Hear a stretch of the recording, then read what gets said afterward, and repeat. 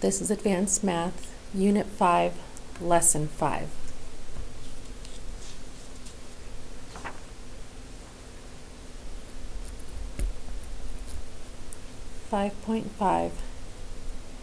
Extra trig proofs. Okay, so what I'm going to do in this lesson here is I've picked around 3 to 4 problems from your worksheet that you're going to receive in class tomorrow, and I'm going to start them off with you. Start them off when you get the worksheet. You're going to do them and finish them on your own. Okay, first one I'm going to do is number 5 from the worksheet, which is 2 cosecant squared x phi. Okay, number 5, 2 cosecant squared x equals 1 over 1 plus cosine x plus 1 all over 1 minus cosine x.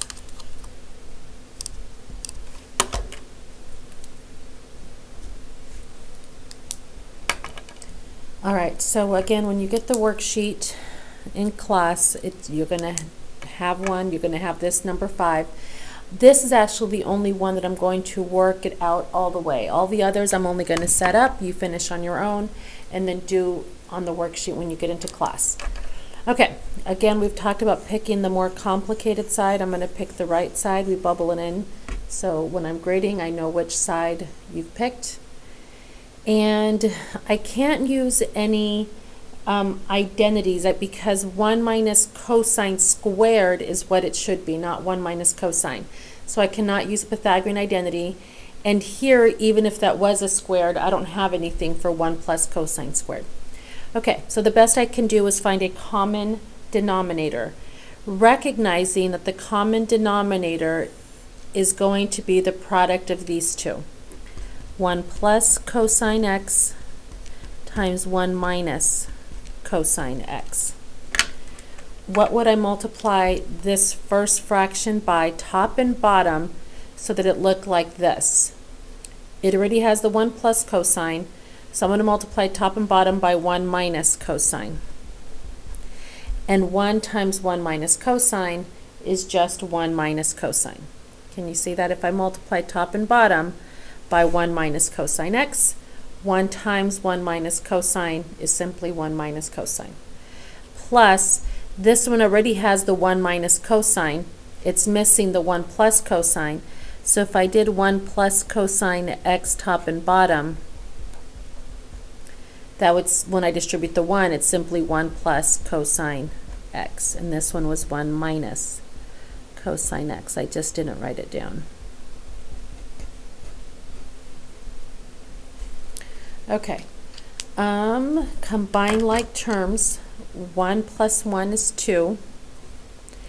And then this and this, those undo each other, they cross each other out, over. And then the denominator I'm going to FOIL, recognizing they are conjugates or difference of two squares, so the insides, the middles, are going to undo each other or cross each other out. 1 times 1 is 1. Cosine x and negative cosine x is negative cosine squared x. I don't show the middle terms. You can. 1 negative cosine x plus cosine x, negative cosine squared x. The middle terms will cancel out. Okay, recognizing that this right here is a Pythagorean identity, 2 over sine squared x.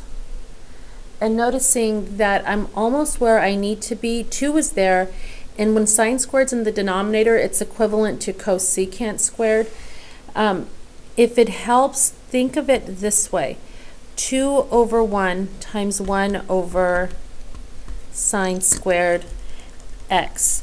Do you agree that 2 times 1 is 2, and 1 times sine squared is sine squared? All I did is ripped apart the fraction, recognizing that when you rip apart a multiplication fraction, it's different from ripping apart an addition fraction, if that makes sense.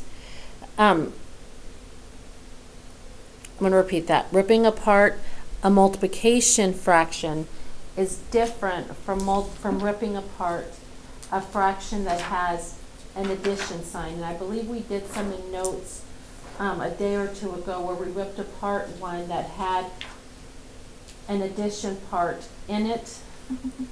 I'll talk to you guys more about this in class.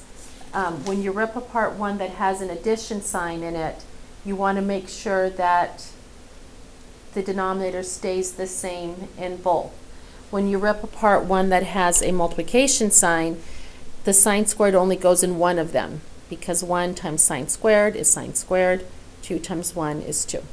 All right, so this here, 2 over 1 is 2, times 1 over sine squared is cosecant squared, and there we've proved that they are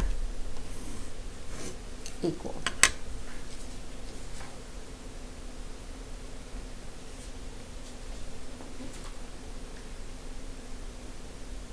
Okay, next one.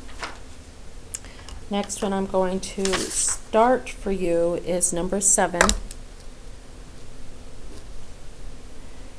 Square root of 3 cosine theta minus 4 sine theta, and this is quantity squared, plus quantity of 3 sine theta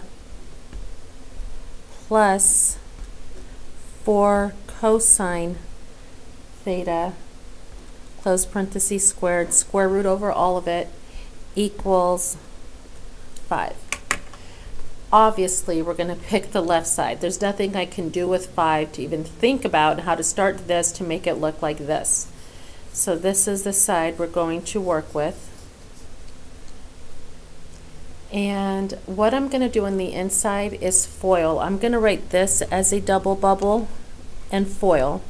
I'm going to write this as a double bubble and FOIL, and the big square root's still going to be there. Okay, so 3 cosine theta minus 4 sine theta, and the same exact thing. 3 cosine theta minus 4 sine theta. It's not 1 minus and 1 plus, because it's quantity squared. It's whatever's on the inside, whatever the base is, exactly as it is twice. Because these are not conjugates, the middle terms are not going to cross each other out. That gives me 9 cosine squared theta minus 12 sine cosine minus 12 sine cosine is minus 24 sine theta cosine theta. Do you guys see how that worked? Right here, that's minus 12 sine cosine minus 12 sine cosine. They don't cross each other out. It's minus 24 sine cosine.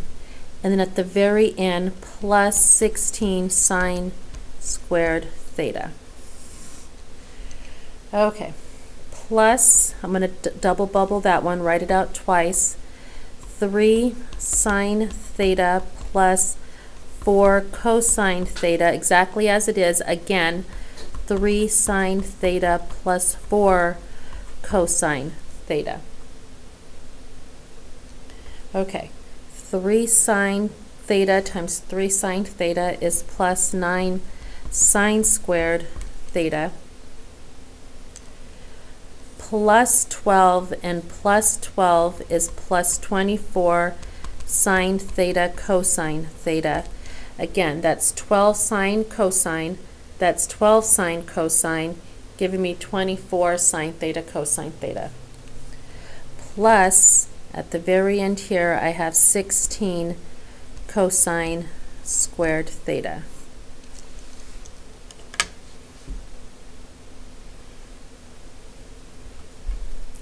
Okay. Hoping you recognize that these here are going to cancel out. Gone and gone.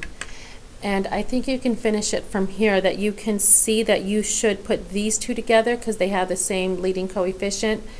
9 squared theta and cosine squared theta, GCF it. And then put these two together, 16 sine squared theta plus 16 cosine squared theta. GCF it, and you can finish it from there. You can finish it on this worksheet, so when you come into class tomorrow, it's ready to go, and you've got it. And if you have any questions, you can get them cleared up. Okay, again, you finish that one on your own. I am going to continue. I am going to set up number 8.